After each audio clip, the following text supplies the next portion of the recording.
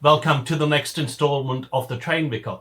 Recently I was at the 50th celebration of the Plains Railway in Tiddenwald near Ashburton. So it's been 50 years since this railway has been running, and they put on quite a show with a few of their vehicles active.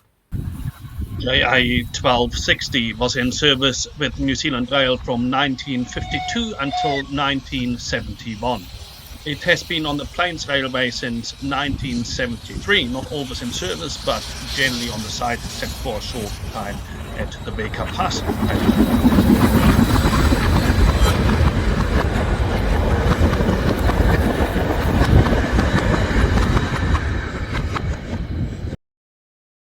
K88 was in New Zealand Railway service from 1878 until 1926. It's been with the Plains Railway at least since 1981. It was not always operational, but it's been there for a long time. The diesel rail car RM50 was with New Zealand Rail from 1940 to 1979, and since then it's been with the Plains Railway continuously.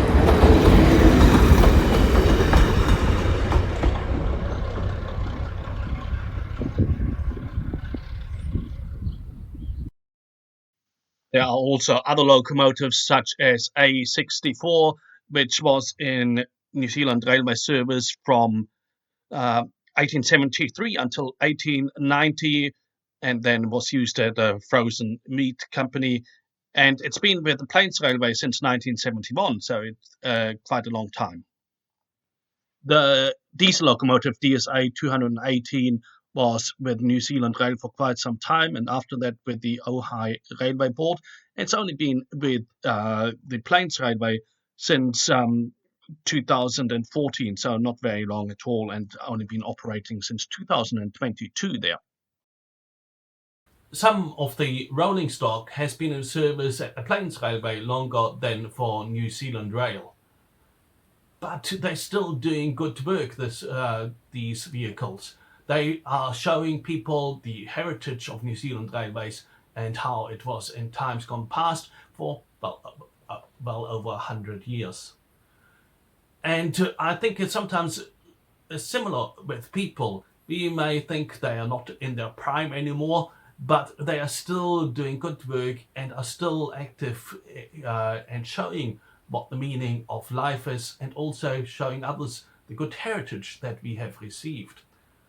When I thought about these railway vehicles that are still have been for so long with the Plains Railway rather than with New Zealand Rail, I thought of a passage in the Bible, namely in Luke chapter 2. So at this point, Mary and Joseph have taken Jesus to the temple to be dedicated to God. And here we read also about Anna. It reads, "There was also a prophetess, Anna, the daughter of Phanuel of the tribe of Asher. She was very old. She had lived with her husband 7 years after her marriage, and then was a widow until she was 84. She never left the temple, but worshipped night and day, fasting and praying. Coming up to them," that's Mary and Joseph and Jesus, "at that very moment she gave thanks to God and spoke about the child to all who were looking forward to the redemption of Jerusalem." So here Anna was in, for most of her life, not as a wife and mother, but rather praying in the temple. And some would have seen the early life as a productive part of her life, and the other maybe as not so important. But for Anna, this part was important.